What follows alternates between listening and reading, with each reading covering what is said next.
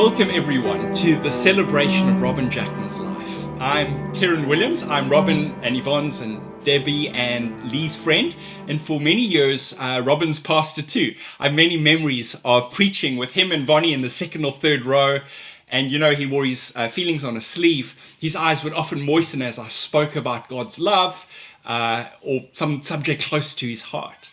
But it's our turn to have our eyes moistened. Today in this tribute, we're going to hear from his family and friends and being a great cricketing man from fellow cricketers and broadcasting colleagues. So a lot to look forward to. So there's a lot of sadness and no doubt many tears will be shed. But there's also a lot of gladness. I mean, Robin is a great man, leaves behind lots of memories, lots of inspiration. So we will grieve, we will celebrate, and especially we will stand with his wife and his kids and his grandkids as they grieve and celebrate. But before we cry and laugh, I've been asked by Yvonne and his daughters to help all of us take stock about our own lives. Ecclesiastes chapter 7 says it's better to go to a funeral than to a wedding, for death is the destiny of everyone, and it causes the living to take it to heart. The point is that weddings are fun, while memorials can be life-changing, especially because they raise spiritual questions. I was 16 when my father passed away. And it caused me to make 3 discoveries that changed the rest of my life. Firstly, that life is short. Secondly, that God cares. And thirdly, that eternity is real. And I'd like to make those same 3 points now. See, here we go. Life is short. Psalm 39 says, Lord, show me my life's end and the number of my days. Let me know how fleeting my life is. Everyone is but a breath, even those who seem secure. I remember standing in front of a gravestone, and under the name were these 2 dates, the birth date and the death date, and in between a dash. And on this particular occasion, my eyes focused in on that dash. And I remember thinking, oh my goodness, this person's whole life is summarized in that dash. Life is short, and there are only so many days. And remembering that is not meant to depress us, it's meant to make us more thoughtful about our days. 8 years ago, Robin had a health scare, you might know, cancer in the throat. He told me afterwards that it was a real wake-up call. He says that losing his voice caused him to discover God's voice and God inviting him to take God more seriously. Which leads to my second point, and it's this, that God cares. That God cares. Let's be honest. Life is brutal at times. We're living in a very brutal time in history. Many of us wonder how we can reconcile the goodness of God with these difficulties. I lost my father on the same day that Robin passed away. There's so much pain in this world. I'd like to just say 2 things on this. The first is that, yes, life is hard, but there are still so many signs of God's kindness all around. For example, you should have seen Robin's face on the 1st of November as he took in that beautiful Camps Bay view and he renewed his vows of 50 years with his wife, Yvonne. Here was a man undone by all the goodness that had come his way from life and especially from his wife. There's a verse in the Bible that says, you might not know God yet, but his kindness is evident all around you if you would but see. There is the rains that fall, there's the recent harvest, there's the delicious food on your table, and there's the laughter coming from your mouth. These are signs of God's goodness. The second thing that I want to say is that God shows his care not necessarily by helping us avoid pain, but by being with us in the pain. I'd find it really hard to believe in a God that couldn't touch me in my pain and couldn't come to me in my pain. I think that's one of the things that makes Jesus so attractive. Here's a God who takes skin, puts human skin on, and that skin gets scarred. The shortest verse in the Bible, I don't know if you know, is just 2 words long. Jesus wept. He was standing before the grave of a good friend and it broke him. But as you read on, you see he was weeping not only for his own grief, but for all the pain that we all experience at the loss of loved ones. But that's the point. God's heart is not made of stone. It's an open wound of love. And Yvonne and Lee and Debbie, as you experience some difficult days ahead, I pray that you would know God with you in the pain, comforting you like only he can. So firstly, life is short, and secondly, God cares. And thirdly, eternity is real. Eternity is real. Yvonne tells me that she read the very same portion of scripture to Robin as I did to my stepdad before he passed away. Psalm 23. It goes like this. The Lord is my shepherd. I shall not be in want. He leads me beside quiet waters. He restores my soul. Even though I walk through the valley of the shadow of death, I will fear no evil, for you are with me. My cup overflows, and I will dwell in the house of the Lord forever. I'll live in the presence of God forever. I mean, that word forever, it's a powerful promise. My question is it wishful thinking? Or is it real? You see, Jesus alone in history said words like this. He said, I am the resurrection and the life. If you believe in me, you will live even though you die. And then he didn't just say that. He rose again from the dead to prove his claim. And that's why the Bible can say nothing in this life, neither life nor death, nor angels nor demons can separate you from the love of God in Jesus Christ.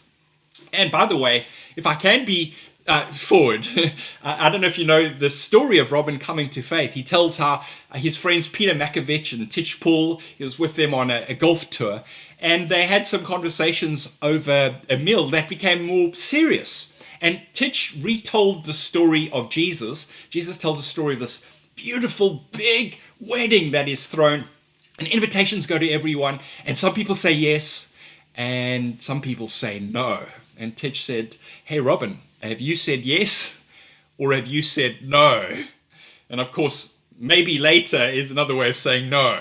Well, Robin was challenged by this and eventually came to a point of, using his words, surrendering his life to Jesus, becoming a follower of Jesus. And then if you've seen his video faith story, he says that I have so much peace now. I've discovered the power of prayer. There's no place I'd rather be than with Jesus. I suppose that's come to pass now, for Robin is in the care of the greatest person who's ever lived, Jesus Christ. Let's listen to a song based on Psalm 23. And perhaps during the song, you could receive God's comfort, or maybe you want to pray your own prayers, or maybe the time is right for you and you want to take the opportunity to, like Robin once did, say yes to that opportunity. The Lord's my shepherd, I'll not want. He makes me lie in pastures green.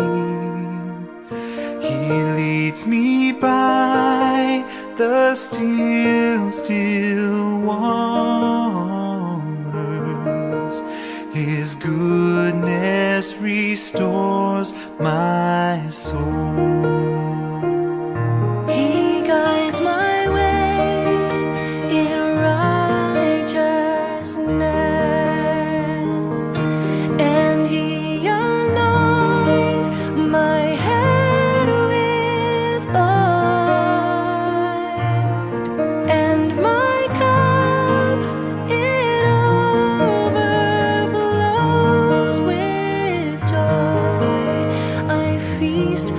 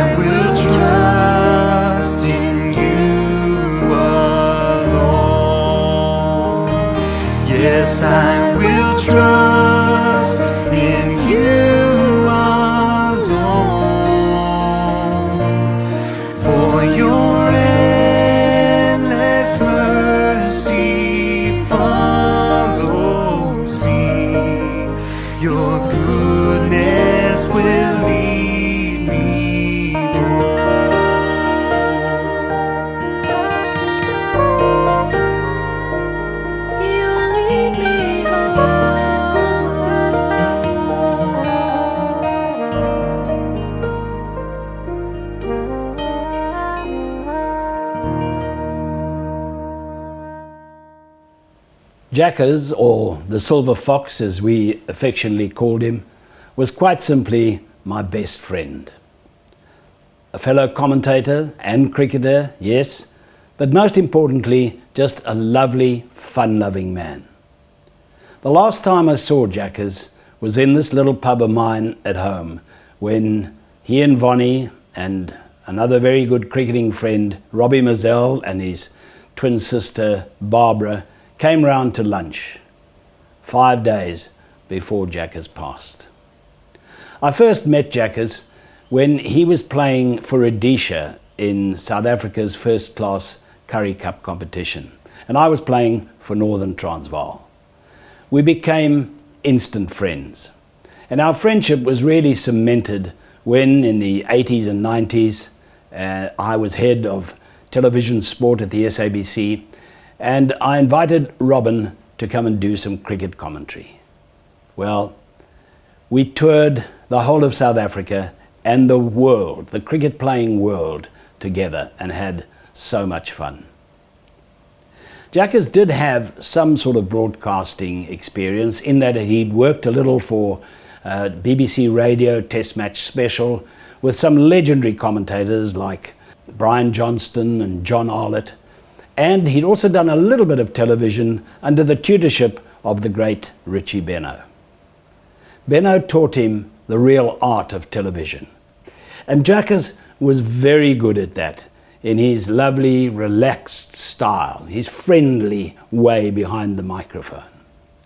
He was a past master. He was Sports Journalist of the Year in 1996 and inducted into the SAB Media Hall of Fame. As a cricketer, he was a consummate professional who, during the English winter, after playing for Surrey and sometimes England, he would come to Southern Africa, playing for Western Province, Rhodesia, and then going back to Western Province to Cape Town as coach before becoming a full-time and very talented broadcaster. It wasn't long ago that Jeremy de Kock, who has assisted me in putting this tribute together, actually conceived a program, an online program called Jackers and Quirk. The idea was that Robin and I would share our views on current cricketing matters, relive wonderful moments of the past, tell stories, and as two grumpy old men, have a whine or a whinge about some cricketing aspect or someone in cricket that we disagreed with. The pilot program was a great success on social media, but sadly, it will not see now the light of day. Many in this program will talk of the storytelling of Robin Jackman, whether at home or as a guest speaker or master of ceremonies at some function, or at long lunches, or at his beloved Olympic Sports Club, where he played snooker and whiled away the time.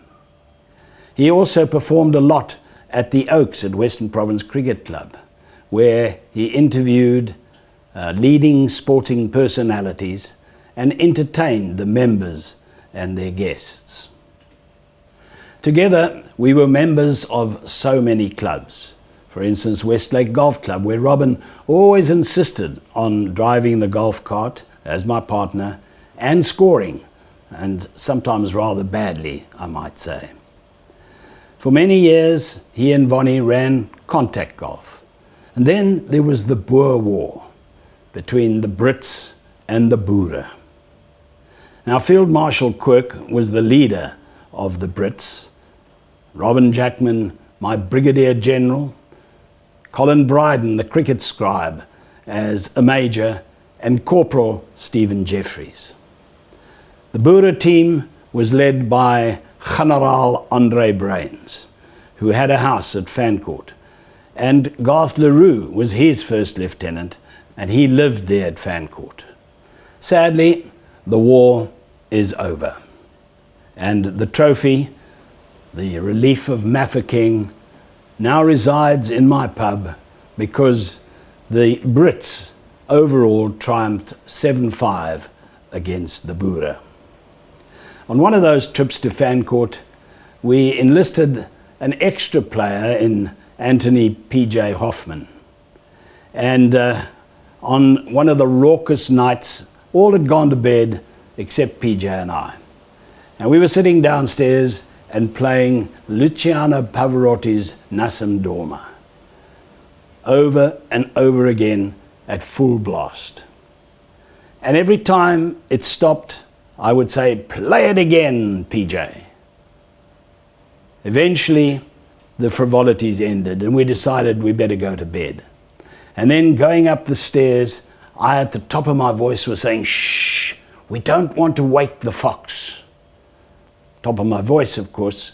He lay in bed, and we were sharing a room, the three of us, pretending that he was asleep. But when I collapsed into bed, I needed some divine help. I lay there and I said, "Oh Lord, if you have any compassion, take me now so the fox can prepare the eulogy." And that's when we decided that whoever went first, the other would have to do the eulogy. And hopefully, sometime in the near future, when this terrible pandemic is over, we will be able to have a real memorial stroke wake at his beloved Newlands cricket ground. Jackers was also a member of Scraggs, Surrey Cricket and Golf Society. And they came to South Africa every year to play against the Saffers for the Giraffe Trophy. Robin, of course, was the Saffers captain, and I might say we never lost the Giraffe. I just hope that in time to come, as a lasting tribute to Robin, we will be able to perpetuate those mighty challenges against the Scraggs. Robin even came with me to Chandi's in Mpumalanga with my Pretoria High School old boys mates. We will hear of his efforts and work for charity. Grace Vision, St. Luke's Hospice, where St. Vonnie, as I called her, worked for many years in palliative care.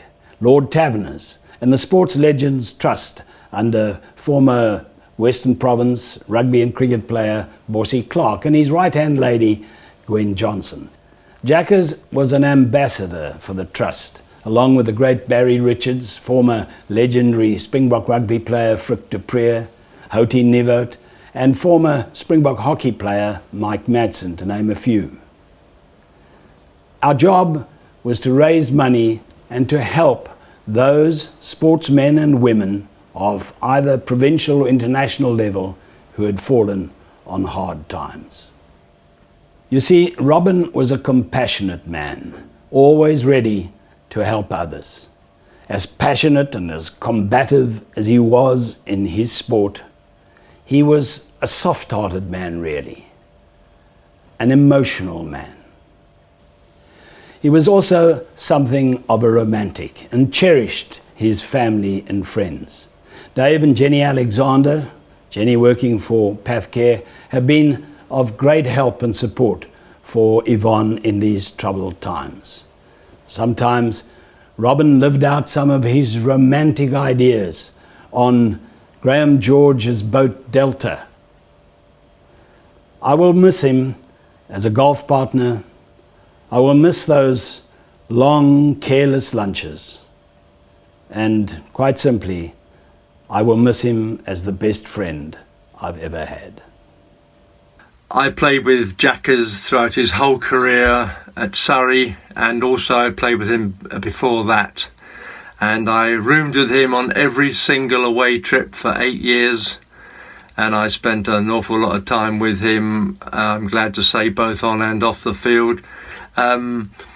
He was picked to play and he deserved everything, and I can remember rooming with him, and I knew that he was going to come in and make a hell of a lot of noise, so I used to push all the furniture right back against the walls in the hotel, and I even used to put the toothpaste on his brush, because he would either come in after having a few beers and he might fall over the furniture and wake me up, or drop the toothbrush in the bathroom, so I did as much as I could to make it less likely for him to wake me up. He thought I was doing it for himself. I wasn't. I was doing it for me.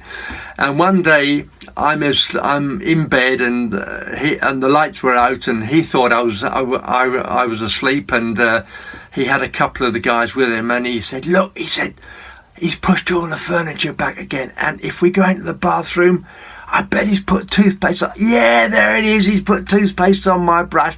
Isn't it amazing? What a great room. But he didn't know I was doing it for me and not for him. He was a brilliant guy, a lovely bowler. Took so many wickets. Probably 2/3 of his career he was playing on a wicket that was the slowest and lowest thing you could ever imagine. So when it was relayed, he then started to fill his boots, and quite rightly so, because it had more pace and bounce. And he took hatfuls of wickets, and he was knocking on the door of the England side for a very long time. And I'm pleased to say that eventually he got his true rewards, and he was picked to play for England. He was also knocking people over, playing at the Oval for Surrey against the Australians, and in came John Dyson. John Dyson was playing and missing all the time, and Jackers was so theatrical, and he was spinning around, "Oh my goodness me," all this sort of thing, which he did, and it got up John Dyson's nose, and he really saw the red mist, and he got an inside edge, and he was running up the other end, and he said to Jackers, "Why don't you shut up, you little Nancy boy?" And Jackers just put his hands on his hips indignantly and said, "I'll have you know I'm a very happily married man." And that was Jackers for you. He was a scrag, and the president of Surrey, Ken Schofield, is also a scrag, and I am, and 3 or 4 former Surrey players were also scrags. So, and he regarded the scrags as a very important group, and they went down to see him, or many of them went down to see him, to Dunbolin, his house. He had a pub. It was a bar that he called the Nip Back Inn. His uncle was Patrick Cargill, and his uncle was an actor. He would ring Jackers up and say, "Jackers, come round and have some dinner." And Jackers would go round on his way back from the Oval. He would go in and say, "Oh, okay, Jackers, here, I'll have a glass of wine." And he said, "I've got someone in the kitchen who's cooking some pasta dishes for us." So they were having a drink, and the kitchen door opened, and out came this lady with the pasta dishes, and in her prime was Sophia Loren. Now, Jackers just could not believe it when they sat down and they all had a dinner together, and that was Jackers. Anyway, Rob, I spent years and years with you, both in the Nip Back Inn and all around the country, and sometimes around the world. Loved every minute of your company. I've got so many great memories. I'd rather remember them in the positive, and I'd like to share a couple of stories with you. Everyone called Robin or Jackers. Well, to me, he was Algie, and that goes back to he always wanted to be onto the stage. He wanted to be the great actor, and took over the microphone whenever on the team bus travelling around, and he would do, you can imagine, every kind of comedy sketch. Do you know, when I first met Jackers and we took him to the West Indies, and I was captain, and I played against him obviously for Somerset against Surrey, and I used to think, what a cocky little bugger he is. And he used to come in with his little feet going like this and run in. And I used to say to him, if you run in any quicker, the ball will be coming out slower than you're running. So we had a lot of banter. And then when I toured with him, I just realised what a great guy he was. And we became really good mates. The guy was one of the most magical people. He had his rapport in the dressing room when times were good and times were bad. I was having a tough time against the West Indies. It was a hard time as a captain, as a young captain. But he used to come around and we'd have a couple of scotches.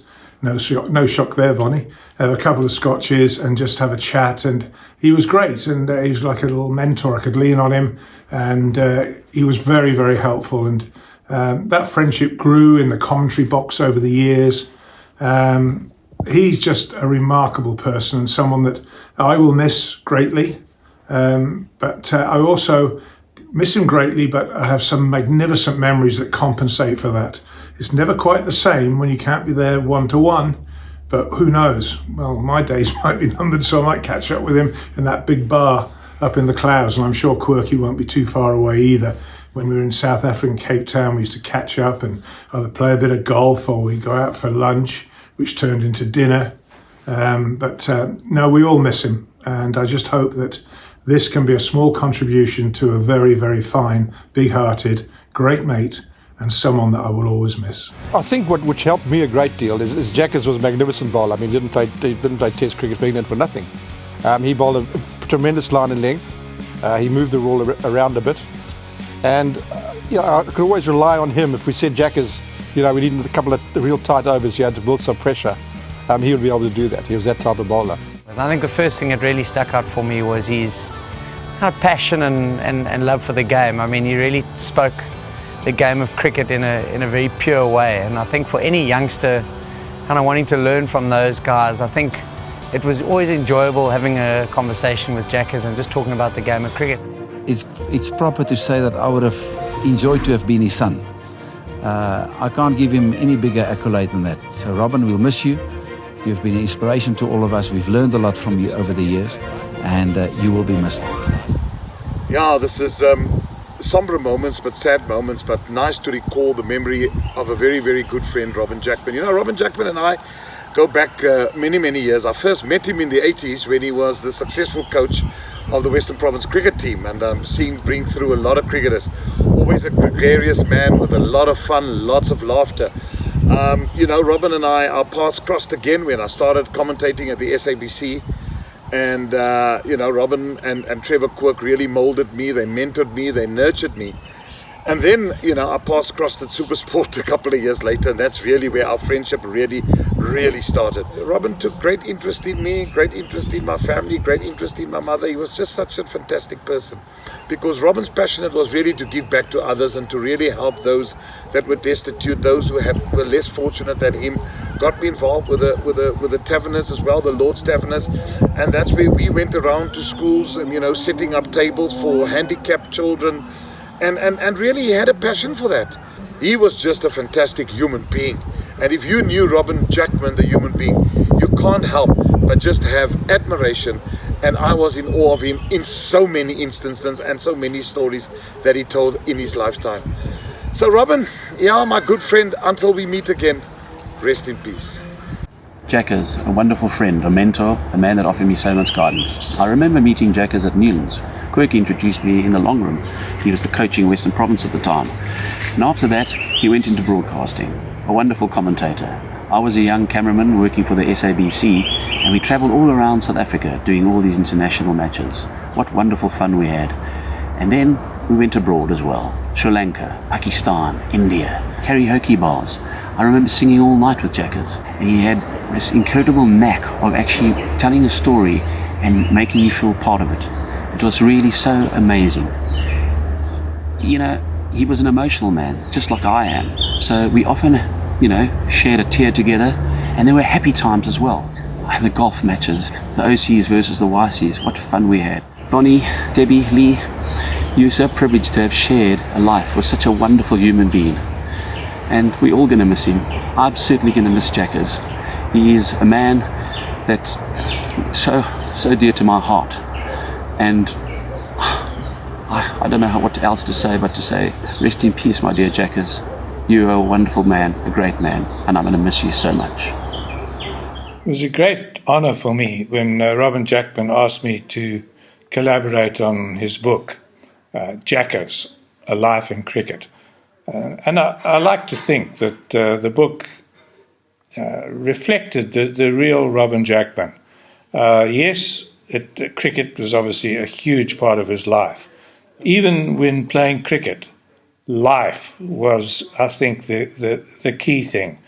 When you read the book, you find it's not a book which goes through details of matches and triumphs and best bowling figures or how many times he dismissed the great Barry Richards. It's much more about the people that he played with, and not just the people he played cricket with, but the people who influenced his life. And of course, top of that list was the lovely Yvonne. We had many enjoyable sessions at the Jackman home in Newlands, often finished with a cold lager, and it was quite an easy job for me as well, because Robin is such a fund of stories. I did have to do a little fact-checking here and there, and often in quite a self-deprecating way. I mean, he told the story of his first encounter with the great Ian Botham, and I think sympathised with Botham for disliking him at first meeting.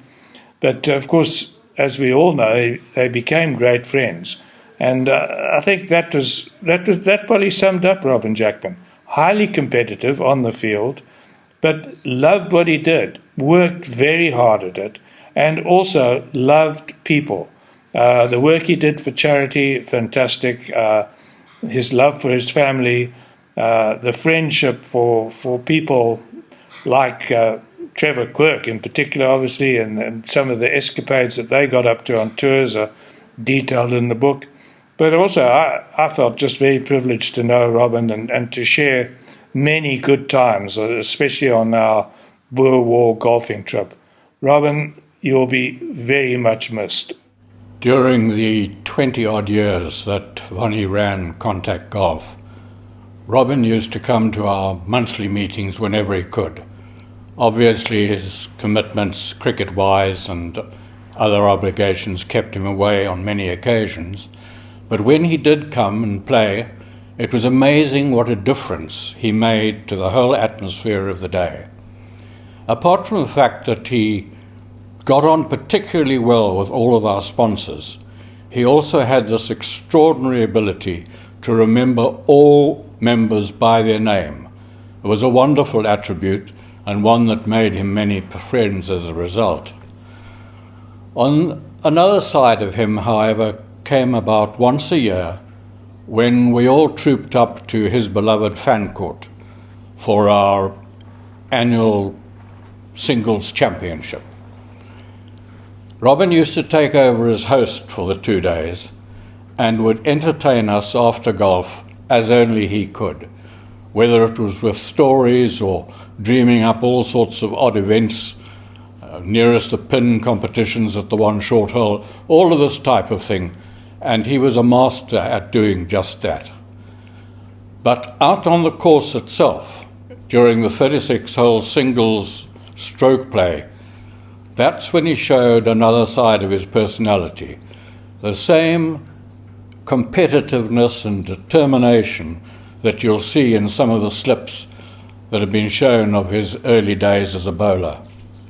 He was absolutely determined that one of those years he would win the championship, and he came pretty close on a few occasions, but unfortunately the golfing gods dreamed otherwise. All in all, I think I'm correct in saying that all the Contact members would be very proud to have been able to call Robin a friend, because to do so was indeed a privilege. I tried breaking into a verse or two of Rhinestone Cowboy for inspiration and remembering his monologue from the Rolling Stones at the Sawsey Sports Club Macaboozy Riverboat show, but nothing, I say, can really incorporate who Robin was. I miss him. His coming to Rhodesia was almost ordained. He fitted in like a glove into the very talented cricketing scene and the unbelievably social environment that existed at the time, and we, as a family, were truly blessed to be part of the Jackman family, and they part of ours. I miss him. Not only did he contribute to a very successful Rhodesian cricket side, but he also gave his all to developing that abundant talent. They moved down to Johannesburg a little before we did, and then to Cape Town. But the definition of true friendship is how you get back together after periods apart, and that was never an issue with Jackers. He had friendship in spades. I miss him. I remember one year at the Nedbank Golf at Sun City, where he and I think it was Quirky, was sitting at a VIP tent, quaffing a few lemonades, and I spotted Bobby Skinstad walking past. He was at the peak of his popularity and was playing the best rugby of his career. And I pointed him out to Jackers, who called him over, and Bobby's first words were, "Great to see you, Mr. Jackman." The respect was absolutely palpable. I miss him. He's left us with a huge hole to fill, and there's so much more to say. But he was just a great person, a great dad, a great family man, and just a great, underrated sportsman. And he was my friend. He's now at rest with his God. But I miss him. Now, I'd like to talk about Robin's early years because I'm the only person left who knows about those precious times. I was 5 years older than Robin, which of course is a lot at that time, so we didn't really coincide at school. We only spent time together during the school holidays at Lucas Green Farm in Surrey, which was our home. So we got up to all the usual things that young boys do who live in the countryside. For instance, we used to go fishing with little jam jars on long pieces of string, trying to catch minnows and tadpoles. We were never very successful, but Robin invariably got into trouble from our mother for coming home with his wellies full of water. Well, he was smaller than me and insisted on following me into the slightly deeper water, like young brothers do, I suppose. But our favourite pastime was making dens or camps in hedgerows and on the common land adjacent to the farm. I recall one ghastly disaster when we set the common alight with our campfire. It took 3 fire tenders to bring the blaze under control, which by then had burnt about 20 acres of common land.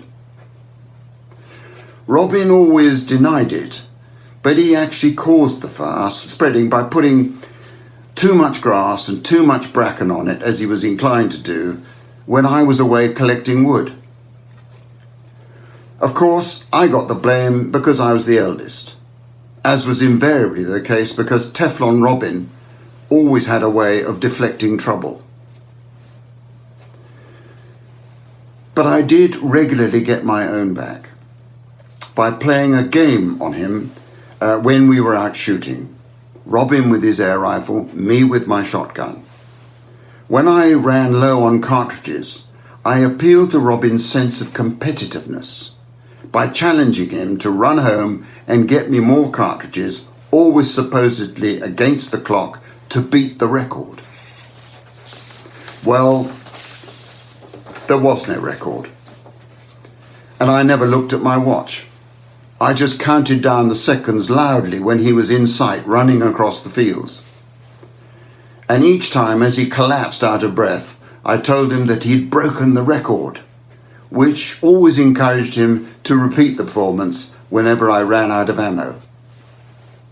Actually, it was through shooting that I earned my pocket money. I sold to the local butcher rabbits for 3 shillings each and pigeons for 2 and 6pence.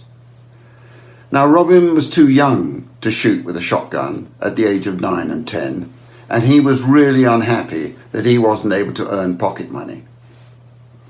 However, we were both very keen cricketers, and Pa had built us an all-weather cricket net in the garden. And to stop Robin whinging any more about the lack of pocket money, Pa pinned a handkerchief on the ground on a good length and in line with the off stump. He tasked Robin to bowl at the handkerchief and rewarded him with 6pence for every red mark on it when he returned in the evenings from London on his daily commute. and Robin would bowl at that handkerchief all day, every day, from dawn until dusk, which is why he became such an accurate bowler. He could literally hit a line and length at will from the age of 9. And at weekends, Pa would encourage him and watch him, but would fine him a penny for every ball he bowled down the leg side. The school cricket coach didn't need to worry about accuracy with Robin, so he was really able to concentrate on teaching him to move the ball both ways, in the air and off the pitch. Something that became Robin's trademark in his professional life. Robin was actually a very good all-rounder at school. He broke all the school cricket records, bowling, batting and fielding. We all knew then that he was destined to fulfil his dream of playing for Surrey and England, something he had announced he would do when he was about 10 years old. Indeed, the games fields at the school are named after him to this day. Well, the rest is history. Our father and mother, Pa and Min to family and friends, followed Robin's career throughout, encouraging him wherever he went. They attended most of his matches and gave him a huge amount of support. They were known at the Oval as the Colonel and Min, and were regulars at all county grounds where Robin played. Indeed, Robin based himself at Lucas Green Farm throughout his playing career, and that became Robin and Bonnie's first home in the UK when they married. And to think, that was where it all started, with the handkerchief in the cricket nets. Now, Pa wrote a poem about this, which I shall now read. It's titled Length and Line. In the days when he was rather small, his father taught him length and line. 6pence for a well-pitched ball, 1 down the leg, a penny fine. He practised on the lawn each day and learnt to pitch right on the spot. Since each one added to his pay, he cost his father quite a lot. Throughout the land, in later years, on county grounds he bowled with zest and rose to play beside his peers, while always giving of his best. By staying true to length and line, the wickets fell as in he roared. No need for bribe or penny fine, 3-lion sweater, his reward. It's lovely, isn't it? For me, throughout my life in the army and in retirement, I have basked in Robin's glory as he made his name, playing for Surrey and England, and then subsequently becoming an acclaimed international cricket commentator and something of a legend in South Africa. Indeed, when I visited South Africa, I was never introduced as Bruce Jackman, always as Robin Jackman's brother, and how proud that made me feel. Well done, Robin, and thank you for affording me such a privilege. Your portrait in your Surrey sweater is behind me on the bookcase, here in my study, as a permanent tribute to you. God bless. Robin always fitted in well with the rest of Yvonne's family. I recall the holidays that the 4 sisters and husbands went on, where Robin would keep us entertained with his wonderful storytelling. The stories always seemed to become funnier the later the evening became. Whenever you were in Robin's company, he always made you feel welcome amongst his friends and made you feel part of the conversation. Robin always supported and encouraged Yvonne in her hospice work, including fundraising for as far away as Port Alfred, raising much needed funds. In later years, Robin found the time to write a book on his life in cricket. The male members of the family were all given a signed book which will always be treasured now and for future generations. Rest in peace, my swire.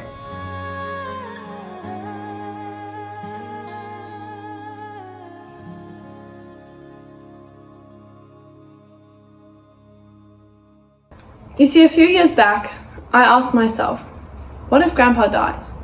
Will I cry? What if I have to say something at his funeral? What am I going to say at his funeral?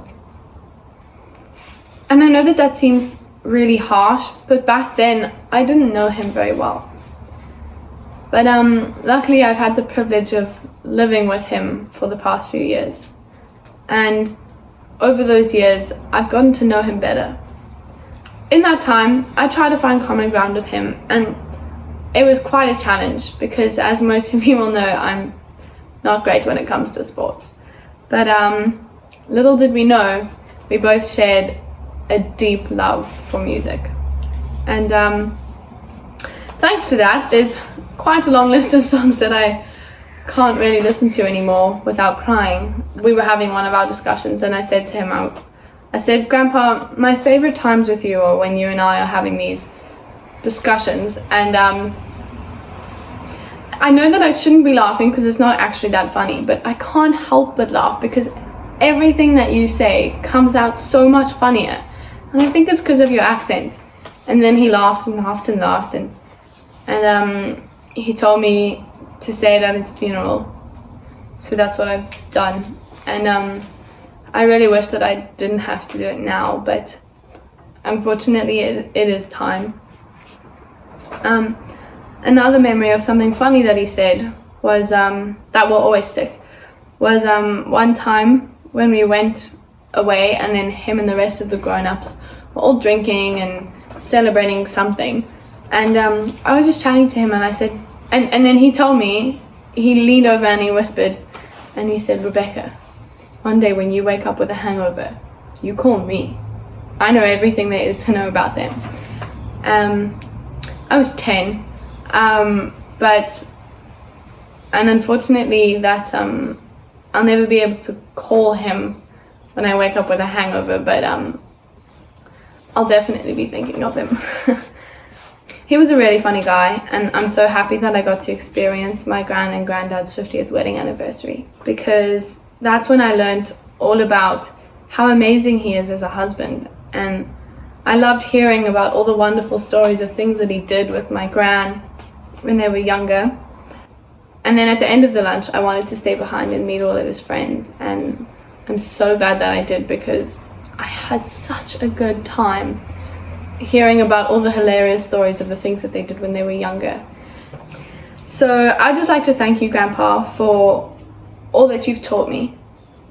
You've shown me what to look for in a man, with the way that you love your daughters and the way that you treat your wife. And you've really set the bar high for all those men out there.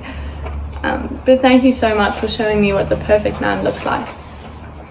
You're one of the few men that I really and truly look up to. You once said to me, when I came home from school and I was just telling you about my day, you once said to me, Rebecca, with those brains and that personality, you can do anything. And that will stick with me forever. You've shown me that living your dreams are possible, and you've shown me what hard work to achieve your dreams looks like. You've given me the confidence to go out there and chase my own dreams and my own goals, because you always admired me when I was doing the things that I love. Like when I was playing my music and dancing around the house and putting on a theatrical performance for no one. I never really thought that anybody was watching me or paying attention to me. It was almost like, oh, Rebecca's just being crazy again. But then I'd look over at you sitting in your chair, and you would just smile at me and lean back and cross your arms and just watch me as I did what I was doing. And just seeing you doing that gave me so much more confidence about myself. And I'm so glad that I got to sing in front of, or you got to watch me sing in front of an audience for the first time ever. And it took a lot of courage, and it was very scary, but in the end I really just did it for you, because I was so scared that I wouldn't have another opportunity to show you that I'm trying, and I'm growing and trying my best to achieve my goals and chase my dreams. So before I finish up, I would just like to read you all something that I wrote to him on Christmas Day. When I found out that he died, I really struggled to come to terms with it. And then I saw him in my contact list on WhatsApp, and I decided to just send him a little Merry Christmas message. Dear Grandpa, I know that you're never going to read this, but I just wanted to send you a message anyway. First of all, thank you for all the Christmas presents. I love them, and I can't wait to use them all. I also wanted to mention that when I saw you last, you didn't look strong. You looked weak and tired and sick. But nevertheless, you could still crack a joke and give me one of your best, most incredible smiles that will never fail to light up my heart. You are one of the most incredible people I know, and you have and continue to teach me so much. Thank you for all of the amazing memories we have made, most of which are you and I just having a fat laugh together. I love you so much, and although I am extremely sad to let you go, I'm so proud of how strong you are, and I am happy to know that you're in a peaceful place where you don't have to feel pain anymore. And to close off, I would just like to say, although I didn't enjoy them particularly at the time, I'm gonna miss those big wet forehead kisses. But I know that that is time to let go, and I'm just so proud to call you my grandpa, and I hope that you rest well in God's hands. My grandfather coached me in many ways. He coached me cricket, golf, and even a little bit of life. He started my career coaching at Western Forest Career Club, and it was my birthday and I was 8 years old. We were in the car and he was busy telling me about my membership, and I was really excited that I wasn't focusing too much. And I replied to him saying, when I grow up, I want to be like Grandpa. Well, my mom and my gran thought it was really sweet. My grandpa didn't realize that I said it, and he told me to focus. We eventually got to Western Province and I had to pass my dad in my car to open up the boot. We eventually got parking and we walked to the door.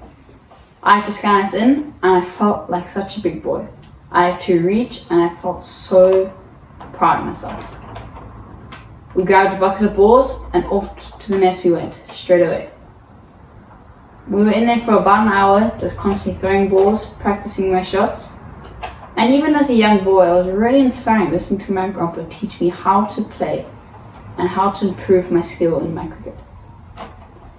Well, we both loved our time in the nets. We had our ons and off when it came to the golf course. I had a lot more ons and he had a little bit more offs than I did. He would get really annoyed when he was in the bunker. I would just laugh, but he wasn't too happy with that. We would laugh at the odd thing, and we would be angry at the odd thing. He would be proud of me a lot of the time when I hit really good shots, which made me really happy and would make me smile. And he would be a bit cheeky and let me drive every now and then on the golf course. When it came to football, he was so proud to be part of Tottenham. He loved the drive, he loved everything about it, and he loved just telling me about all his favourite times that Tottenham have played. And his late nights with the sweets and his swearing at the ref. Those just knew that either knew Tottenham was doing well and the other team was doing bad and he hated the other team, or he did not like the ref so much. That was the best things about waking up at like midnight listening to him yell. But it's fine. The one thing he did teach me in life was that women take long. Because we would always used to sit in the golf cart waiting for them to come, and they'll take about 10 to 15 minutes busy getting ready while we wanted to go play golf. So he told me, Karen, when you grow up, you understand how difficult, not difficult, but how long women take to get ready. And that was definitely the best thing ever. And I did not want to say this because I was really nervous that I was going to burst up crying and like I didn't want to do it and I was really nervous. But then my sister came into my room and she told me it's okay. And there's one question that she asked me and she said, what has Grandpa inspired you and what is your favorite thing about Grandpa? And I have to quote from him. everything. I've always been extremely proud of who my dad was. I always knew that he was well respected and very much loved by the cricketing fraternity and the public. But it's since his passing that has become even more apparent to me, and it fills me with a pride that makes my chest feel like it's going to burst. The outpouring of tributes and condolence messages have been overwhelming and indeed very comforting to us as a family. As a cricketing icon, we have all heard from many people around the world over the past 2 weeks, as well as today, as to who Jackers was to them. And it's now my turn to tell you who he was to me. There's a lovely informal definition of a dad. It says, a son's first hero and a daughter's first love. To me, he was both my hero and my first love. He was all a girl could wish for as a dad. He was my #1 cheerleader when it came to horse riding. When he wasn't away and traveling, he'd watch every one of my lessons. He'd be up at the crack of dawn to take me to the horse shows, and he would be there on the sidelines with his massive VHS recorder, recording my rounds. I think secretly hoping I might become the next Gonda Beatrix. He would clap and cheer with delight when my sister and I would subject him to skit after skit of rehashed adverts and snippets from our favorite movie, Annie. I was Annie, the lead, and my little sister Lee was Sandy, the dog. Our favorite family holidays were on a houseboat in Kariba, where he taught me how to fish. Reeling in a big bream for supper brought us great satisfaction. And of course, the booze cruise was always a highlight. He was the coolest dad. All my friends loved him. We would spend many an hour in his pub with music blaring to Cliff Richard, Elvis or Meatloaf, singing at the top of our voices while practicing our air guitar with cricket bats. If I was dressed up to go out, he would look at me as if I was the most beautiful girl in the world. He taught me how to handle a compliment. I was always very awkward when given a compliment. But he would say, just say thank you, and accept it graciously. He taught me how to change a tire. I wasn't going anywhere after I got my driver's license without first knowing how to change a tire. I remember a time shortly after I got my driver's license that I had to drive him home from Westlake Golf Club. I know for sure that I had had one too many Southern Comforts, but I was definitely in better nick than he was. Everyone knows what a great storyteller he was, and I've had the joy of listening to him tell story after story, mostly with tears of laughter streaming down my face. I loved his stories. They never grew old, no matter how many times I heard them, and I will miss them a lot. Oh, he was a man who loved my mother deeply. The way he would look at her with such love and adoration, even after 50 years of marriage, would melt my heart. I loved watching him interact with my children. Cameron and Grandpa would chat about golf, cricket and Tottenham Hotspurs, while Rebecca would sing and perform and his eyes would well up with pride watching her. He was an emotional man who wore his heart on his sleeve and was not afraid to show it. Through his life, by his example, he has taught me many lessons. The lessons I hold most dear are the lessons in humility, honesty and accountability. If I could sum my father up in one biblical verse, it would be James 1, verse 19. I'm going to read it from the Amplified Bible because it's the commentary between the verses that really resonates with me. It says, "Understand this, my beloved brothers and sisters. Let everyone be quick to hear, be a careful and thoughtful listener, slow to speak, a speaker of carefully chosen words, and slow to anger, patient, reflective, and forgiving." This encapsulates exactly who he was whenever I came to him for advice. I've always thought eulogies to be sad, not only because of course the person had passed away, but because they're not there to hear all the wonderful things said about them. That's not the case for my father. He was a larger-than-life man who always brought out the biggest and best celebrations for big birthdays and anniversaries. And as I look through the photo albums of our years together, I see pictures of laugh-out-loud speeches, followed by pictures of tears of joy and adoration and love for one another. There has never been any doubt about how much we all loved him. or how much he loved us. I could not be more blessed to have had a more loving, kind, gentle, generous, and committed dad. Gone too soon.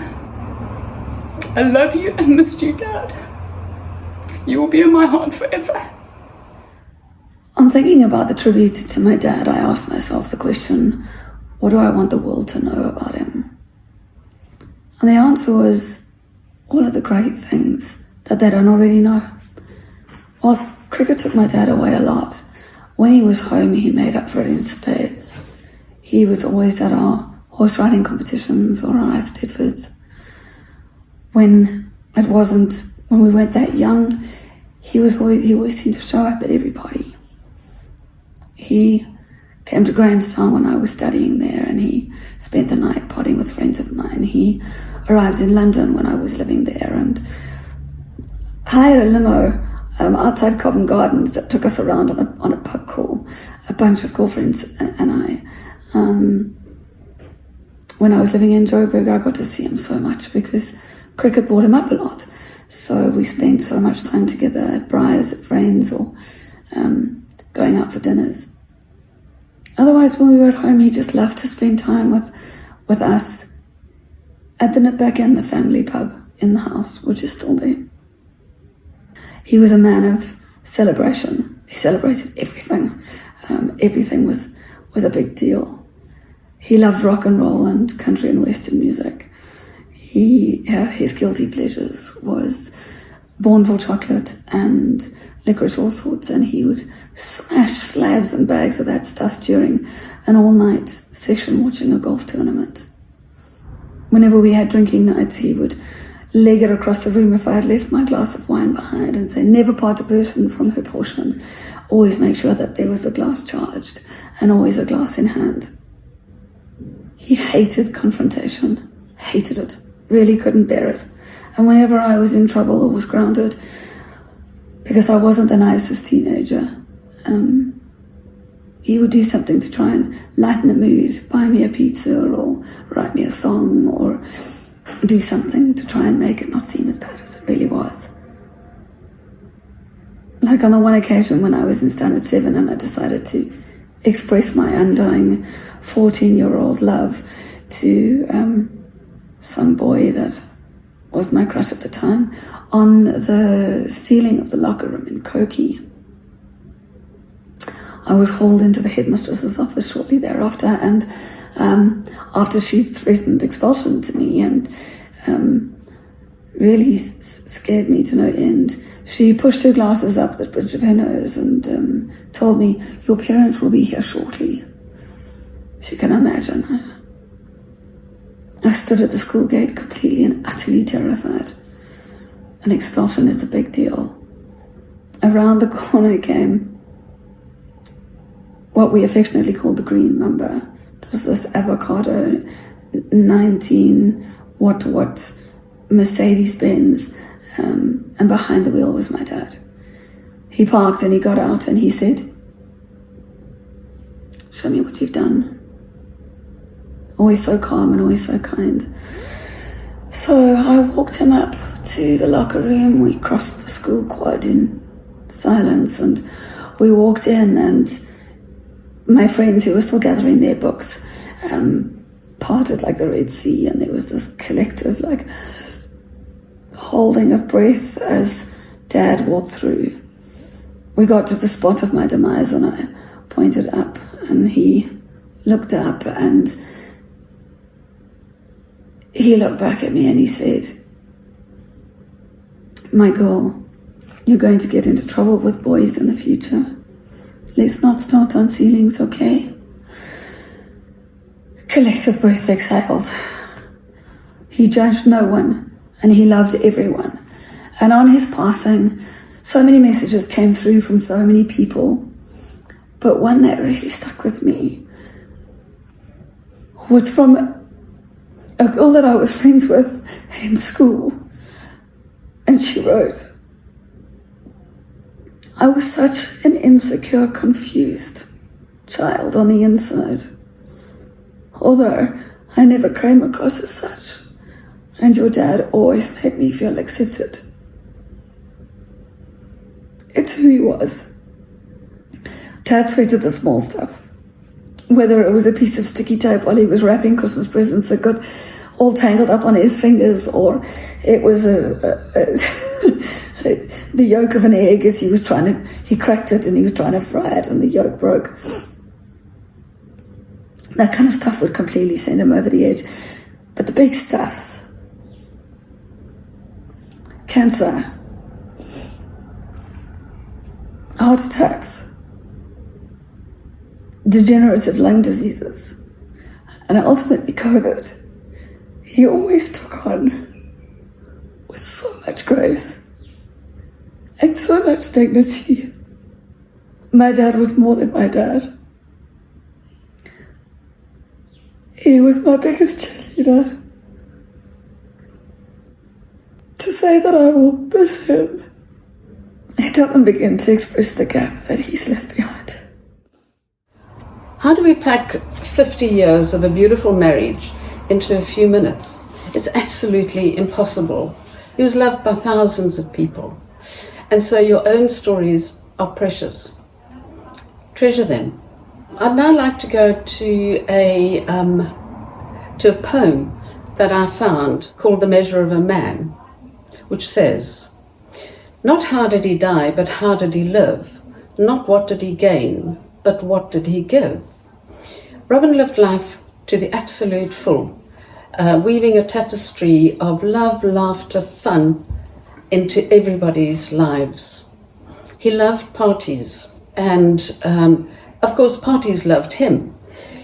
We used to invariably be the first person to get there, because his theory was that if we got there first, we'd be parked in. And so we would have to be the last to leave. Parties, of course, went on for a lot longer, I'm sure, than the host had anticipated, because he used to start telling stories and jokes.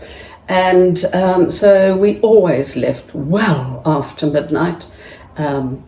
He was romantic and full of surprises. He loved to surprise the family on special occasions, on milestone birthdays and anniversaries. The one that I will record happened recently, because we celebrated our golden wedding anniversary on the 2nd of November. We had decided that we would renew our vows on that day. And on the day, beautiful, beautiful summer's day, he took me to a stunning venue overlooking the ocean, where my family were waiting for us, and Terran conducted the service. After that, he sent me off with Debbie and Lee. Didn't know where I was going. He went back to the lunch venue, and to my absolute delight and amazement, there was a helicopter waiting for us, which flew us to the lunch venue, just the three of us. He didn't come with us because the older he got, the more terrified he was of flying. And then his final plan was for us to go on a train trip through India. Unfortunately, COVID and travel restrictions didn't allow that, and as it turned out, his health wouldn't have been good enough.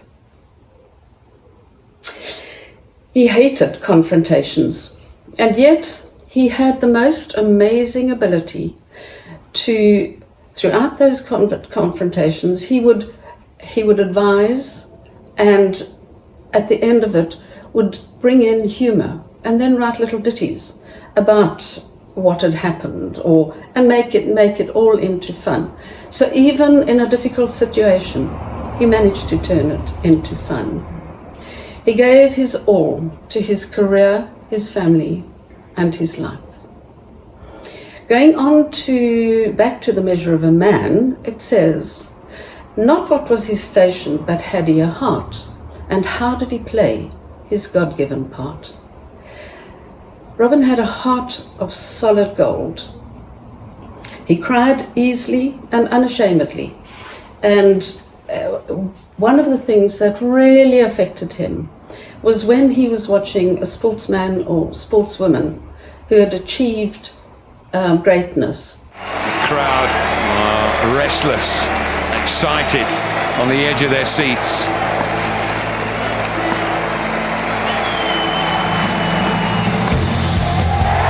That's it. That'll go for 4.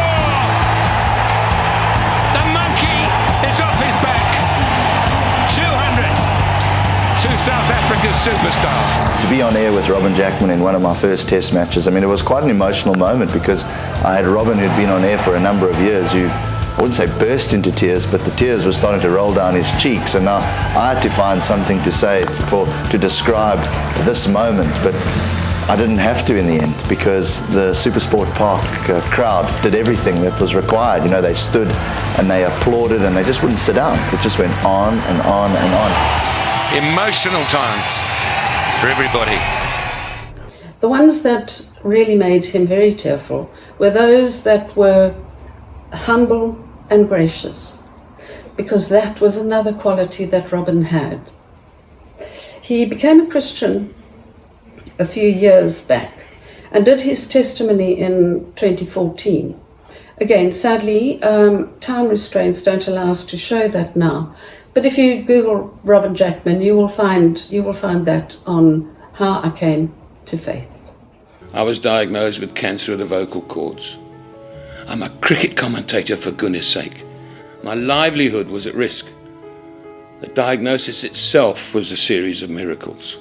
You see, a very good friend of mine's daughter is a qualified speech therapist and UCT lecturer, and she just happened to be on maternity leave, enabling her to watch more cricket than usual. And she just happened to have finished a specific course with her students on how to pick out a change in voice quality. She heard a change in mine and asked her father to call me and suggest I had a checkup. Cancer, grade 1, the early stages. 2 surgical procedures, 3 weeks apart, and 7 weeks of radiation later, and I'm clear at the moment, and my voice is back. The door was open again. Losing my voice is how I started to discern God's voice, inviting me to take him seriously. I gave myself to the Lord. I now can say I am a Christ follower, which is a great feeling to have. I've learnt the power of prayer. I feel so safe these days and at peace. There's no place I'd rather be than with Jesus. And I'm done with running from him. Finally, I'm learning the joy of surrender. Then, not what was his church, nor what was his creed, but had he befriended those really in need? Absolutely, and without a shadow of a doubt. He was involved with several charities. Grace Vision was one of them. Grace Vision operate in the Eastern Cape, and it is one of the poorest of poor areas in South Africa. They test and distribute glasses to people who need them, and they also do a lot of cataract surgery. The Lord's Tavern South Africa and St. Luke's Hospice in Cape Town also benefited hugely from his generous giving spirit. Our domestic had a little boy born with us when she was working with us, and he put Christopher through the junior school at Sachs. Robin was a father figure in my life, as I did not know my own father that much. Robin also was there from day one, since I was born, and he had put me through Sachs Junior School, the oldest school in the country, and was always there to watch all of my cricket and rugby matches, no matter how busy he was with his own commentary duties. And that's something that I'll forever cherish and hold on to. I respected Robin as a father, and I loved him as a father, as he was there and provided me with that fatherly love that I very much needed. Words can only mean so much, but really, I really did love Robin, and I thank him for all he has done for me and made me the person I am today. I think heaven's going to gain a great storyteller, and he'll be missed by all cricket lovers in this country. I'm Robin. Finally, not what did the report in his obituary say, but how many were sorry when he went away. Hundreds of messages, emails, and tributes are a testimony to the void that he has left in so many lives. There are not enough adjectives to describe Robin and how wonderful he was. But the theme that has come through in all of the tributes say that he was very professional throughout his working career, but was also a fun-loving, humorous, great storyteller, commentator and entertainer who coloured the lives of so many people. Yet he was always kind, loyal, honest, passionate, warm and generous in every way. After our golden wedding anniversary, my granddaughter Rebecca, who is 17, asked me what was the ingredients of a successful marriage and what for me made Robin so special. It was easy for me to answer. He was my best friend and the father of my children.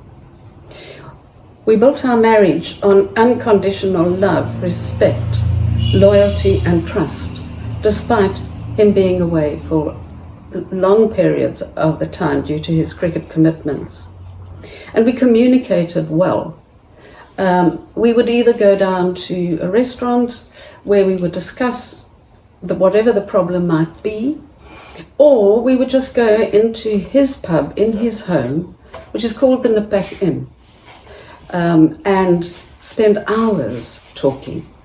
We never went to bed angry, and we never went to bed without resolving a problem. And I think those are the strengths of our success for 50 years. 25 years ago, I wrote a poem for Robin, or dedication to him, and I'd like to read it because nothing has changed for me. So if you'll bear with me a little bit, I'm going to read this as opposed to just dictating it. And clearly I need to put my glasses on too. And this is what I wrote. I love you not only for what you are, but what I am when I am with you. Not only for what you have made of yourself, but what you are making of me, and for the part of me that you bring out. I'm enhanced by you, and you are the reason for my tomorrow. I love you for overlooking my bad points and for making me feel like a beautiful person, for acknowledging and giving me space, although you don't always necessarily understand it, for your strength of character and ability to communicate clearly in times of crisis. I love your masculinity that is yet so gentle in your touch, your loyalty to friends, your sense of humor, and love for life that has no boundaries. I'm proud of you and all your achievements, and am particularly proud to say that Robin Jackman is my husband. Thank you for being the most beautiful part of my life, for being my happiness, my home, my strength, my dearest friend, and the one I love endlessly. You are more than just my husband. You're just everything to me. God be with you, my love, until we meet again.